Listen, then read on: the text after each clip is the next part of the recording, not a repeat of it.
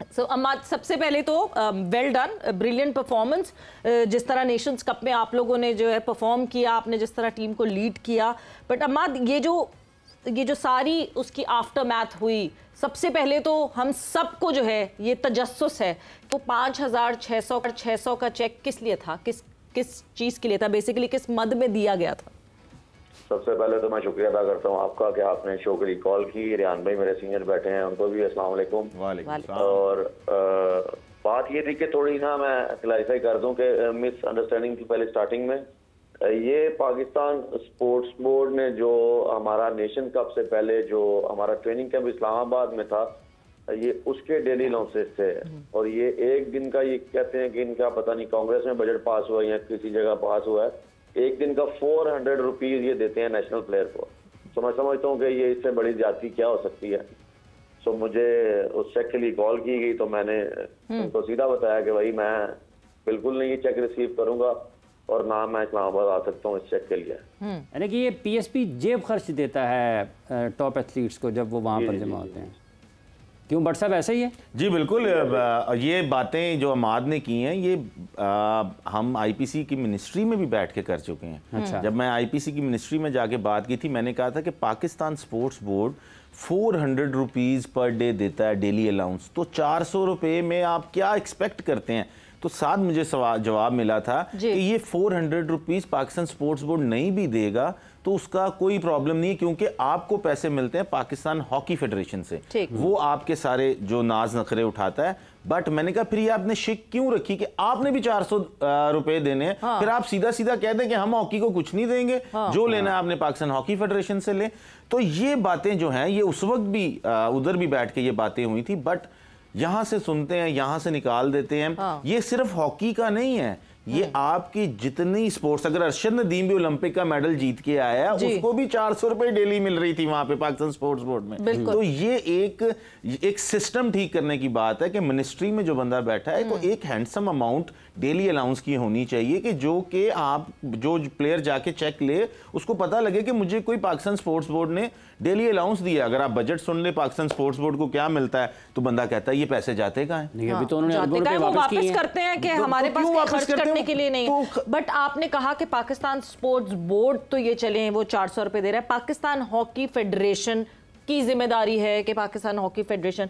अम्माद, अब हम जरा आते हैं पाकिस्तान हॉकी फेडरेशन। ऑब्वियसली आप क्योंकि यू वर्क अंडर इट, शायद थोड़ा सा मुश्किल हो आपको जवाब देना, बट सबसे पहले during Nations cup daily allowance ना मिलना एक कैप्टन के लिए कितना मुश्किल होता है अपनी टीम को बकअप करना ऐसे मौकों पर, जबकि परफॉर्मेंसेज आ रही हैं लड़कों की तरफ से, टीम अच्छी कारकर्दगी दिखा रही है, बट आपको बैक ऑफ द माइंड ये पता है कि हाँ जी हमें मॉनेटरी बेसिस पे कोई पुश नहीं मिल रहा। कितना मुश्किल होता है टीम को बकअप करना ऐसे मौके पे?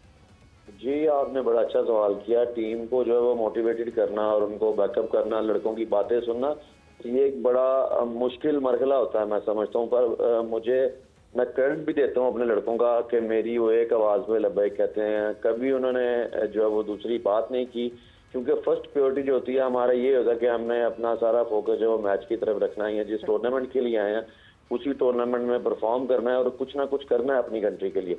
मैं समझता हूँ कि जो कमिटमेंट्स की जाती हैं हमारे साथ हॉकी फेडरेशन की तरफ से या बाकी इदारों की तरफ से, सिर्फ वो टाइम से पूरी की जाए तो मैं नहीं समझता कि लड़के जो अपनी परफॉर्मेंस में कोई कमी छोड़ेंगे।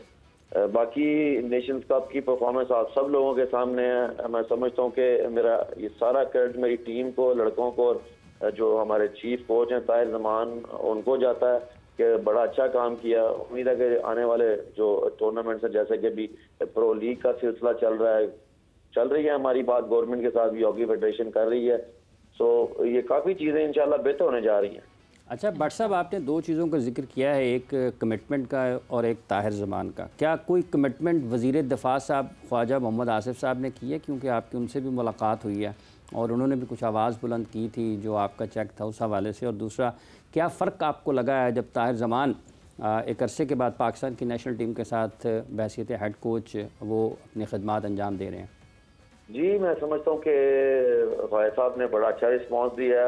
उन्होंने कहा कि मैं प्राइम मिनिस्टर ऑफ पाकिस्तान और आर्मी चीफ साहब से भी बात करता हूँ कि पाकिस्तान हॉकी के बारे में ज़रूर सोचा जाए। बाकी आपने ताहिर जमान साहब की बात की, चीफ कोच हैं, मैं समझता हूँ कि उनका अभी पहली असाइनमेंट थी ये, और वो अल्हम्दुलिल्लाह आप सबके सामने उनका रिजल्ट, कभी भी किसी कोच से आप पहले टूर्नामेंट में कोई रिजल्ट एक्सपेक्ट नहीं कर सकते। मैं समझता हूँ कि काफ़ी देर पहले से सारे प्लेयर ताहिर भाई हाकी को जानते हैं, उनकी प्लानिंग कोचिंग को जानते हैं, किसी भी लड़के बड़ी जल्दी एडजस्ट हो गए उनके सिस्टम में। मैं समझता हूँ और ये रिक्वेस्ट करता हूँ आपके शो के तवज्जुह से पाकिस्तान हॉकी फेडरेशन को, या जितने बाकी इदारे हैं, कि उनको थोड़ा सा टाइम चाहिए और उनको थोड़ा सा टाइम दें ताकि वो पाकिस्तान हॉकी के लिए कुछ कर सकें। आपका अपना शहर आगे आया है, कुछ 9 खिलाड़ियों को कॉन्ट्रैक्ट मिले हैं, उनके खेल का सामान, उनकी तमाम चीज़ों का जिम्मा उठाया ख्वाजा साहब ने वहाँ पर, तो ये कितना बेहतर आपके ख्याल में, इससे कितना खिलाड़ियों के लिए बेहतर है और बाकी लोगों को भी इसमें कुछ ना कुछ आगे आने की ज़रूरत है इस सिलसिले में? जी, मैं ज़रूर हर शो में, अपने हर टीवी शो में, मीडिया टॉक्स में यही बात करता हूँ कि पाकिस्तान हॉकी प्लेयर्स के जो वेलफेयर उस पर काम किया जाए। ख्वाजा जो हावर साहब हैं, ग्रेज ऑफ कैम्ब्रिज के जो ऑनर हैं, उसके बाद ख्वाजा मसूद हैं, मेरे सियालकोट से हैं, वो भी एक बहुत बड़े बिजनेसमैन हैं, फॉरवर्ड स्पोर्ट्स के वो ऑनर हैं। इन्होंने पाकिस्तान जो वर्ल्ड कप हुआ था फीफा का, उसमें उन्होंने फुटबॉल अपना सियालकोट से बनाया। तो मैं समझता हूँ कि बड़ा अच्छा इनिशिएटिव लिया है इन्होंने, जो लड़कों के लिए इन्होंने जो सेंट्रल कॉन्ट्रैक्ट का ऐलान किया है। तो जो लड़के बाकी और भी जो जितने भी स्पॉन्सर्स हैं, डिपार्टमेंट्स हैं, उनसे भी मेरी ये रिक्वेस्ट है कि बाकी जो प्लेयर्स रह चुके हैं, ये बाकी आने वाले जो हमारे बिगनर्स हैं, ये यंगस्टर्स हैं, उनके साथ भी ऐसा जो वो ज़रूर ये चीज़ें होनी चाहिए। अमाद, ये पहले से, मतलब उनसे पहले से ये बात डिसाइड कोई हुई हुई थी, कोई बात ऐसी हुई हुई थी कि नेशंस कप में अगर हमारी टीम की ये कारकर्दगी हुई तो वो सेंट्रल कॉन्ट्रैक्ट्स देंगे, और एक तरह से पाकिस्तान हॉकी फेडरेशन के लिए ये एक धचका है कि हाँ जी, प्राइवेट खुद आके जो है वो ये सेंट्रल कॉन्ट्रैक्ट्स दे रहे हैं, जो कि पाकिस्तान हॉकी फेडरेशन के साथ कोलैबोरेशन में जो चीज़ होनी चाहिए थी। तो क्या उनसे पहले कोई ऐसी डिस्कशन हुई हुई थी कि पाकिस्तान टीम अच्छी परफॉर्मेंस करेगा तो ये सेंट्रल कॉन्ट्रैक्ट्स मिलेंगे? नहीं, बिल्कुल कोई ऐसी बात नहीं हुई थी।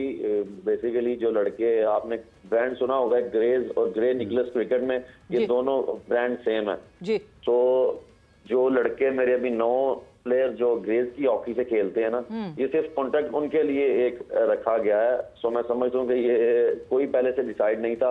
परफॉर्मेंस दी है प्लेयर्स ने, तो उसके बाद जो ऑनर है फैक्ट्री के, जो कंपनी के, तो उन्होंने प्लेयर्स के लिए इनिशिएटिव लिया। अमाद भट्ट साहब, आप अपनी टीम की कारकर्दगी को कैसे देखते हैं? क्या कितना पोटेंशियल है इसमें, और क्या आप समझते हैं कि ये अपने ट्रू पोटेंशियल पर इन खिलाड़ियों का अभी आना बाकी है? मैं समझता हूँ कि पोटेंशियल अल्हम्दुलिल्लाह लड़कों में बहुत ज़्यादा है, टैलेंट की कोई कमी नहीं है।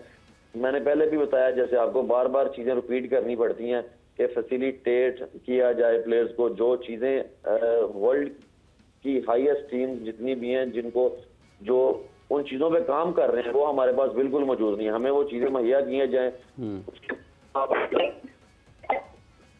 विदाउट फैसिलिटेट आप, जैसे ये कि सादा पानी का कप दे के आप गोल्ड मेडल की बात करते हैं, तो ये चीज़ें कम होनी चाहिए। अच्छा भट्ट साहब, ये भी कहीं ना कहीं कुछ अफवाहें गर्दिश करती रहती हैं कि पाकिस्तान हॉकी फेडरेशन के आला ओहदेदारान खुद खिलाड़ियों को आगे कर देते हैं कि यार आप ही बयान दे दें, हो सकता है आपके आने से बयान, अब बात करने से कुछ मसाइल हल हो जाएं। तो कुछ इस किस्म की भी आपको लगता है कि ये भी एक कड़वा घूंट खिलाड़ियों के ज़िम्मे ही आता है? नहीं, ऐसा तो कभी नहीं हुआ। अपने टाइम पे जब उनका टाइम आता तो वो भी ज़रूर इंटरव्यू देते हैं, जब प्लेयर्स का टाइम आता तो प्लेयर देते हैं। नहीं तो अब जब आप ये जीत के आ गए, ये परफॉर्मेंसेस हो गई हैं अमाद, अब मूविंग फॉरवर्ड कोई उम्मीद दिख रही है? मतलब लीविंग असाइड ये जो सेंट्रल कॉन्ट्रैक्ट्स मिले, Pakistan hockey federation and Pakistan sports board की तरफ से कोई मोटिवेशन ऐसी दिख रही है कि हाँ जी, अच्छी परफॉर्मेंस का ये हमें अब कुछ उसके बदले में मिलेगा? नहीं, अभी तक तो कोई नहीं है। सॉरी टू से ये बात सच करनी चाहिए। बाकी कुछ कंपनीज हैं, जैसे हमारे स्पॉन्सर हैं PTCL 4G स्पॉन्सर कर रहे हैं, उनकी तरफ से अच्छी बातें सुनने में आई हैं। बाकी पाकिस्तान हॉकी फेडरेशन का भी मैं समझता हूँ कि अभी तक कोई कसूर नहीं, क्योंकि उनके पास बजट ही नहीं है, बिल्कुल इस वक्त जीरो है। तो जब हुकूमत उनको देगी या उनको स्पॉन्सर्स को आएंगे, तो फिर ही वो आगे से प्लेयर्स को जो वो डील करेंगे। नहीं, पाकिस्तान हॉकी फेडरेशन क्यों जीरो है? उनका कोई कसूर क्यों नहीं है? उनको स्पॉन्सर्स नहीं मिलते? ये स्पॉन्सर्स ने पैसे तो दिए होंगे ना उनको बेचारों को, मतलब इतने भी बेचारे तो नहीं हो सकती ना पाकिस्तान हॉकी फेडरेशन, क्योंकि उनके पास अभी जो बजट था लास्ट, अभी आज हमारी टीम, जूनियर टीम जो अंडर 18 टीम है, एशिया कप के लिए ट्रैवल कर रही है, तो सारे खर्चे फिर उनके भी एक्सपेक्ट होने हैं, सारी हर चीजें, तो ये सारी चीजें देखनी पड़ती हैं। चलिए ठीक है, बहुत बहुत शुक्रिया आपका अहमद भट्ट साहब, आप हमारे साथ मौजूद थे और इजहार ख्याल फरमा रहे थे।